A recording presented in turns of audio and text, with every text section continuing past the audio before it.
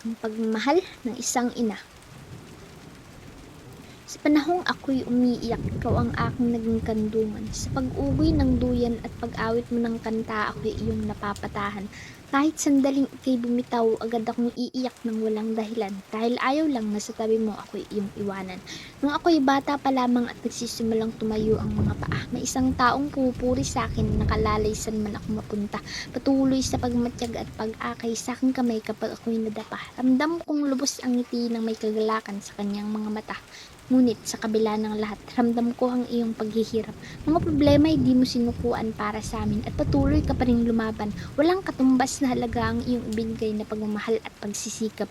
Pagmamahal na di mapaparisan ng kahit na anong kayamanan.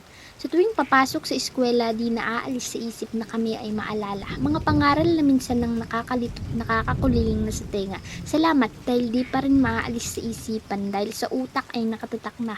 Mga magagandang aral na itinuro ang siya naming nagiging lakas at sandata. Ikaw ang nagsakripisyo sa akin, nag-aruga at sa'yo rin kumukuha ng lakas. Para sa akin, ikaw ang bayaning taguyod sa akin sa tamang landas. Itunuro mo ang pagproseso kung ano ang tama at mali, ang dulo at ang wakas. Tinuruan mo kami na maging matibay, sa lahat ng laban ay maging patas. Ina, ikaw ang aking inspirasyon. Mga pangaral mo sa akin ay magsisilbing pundasyon. Nais kong bumangon upang sa mga sandaling ito, kayo'y aking matularan.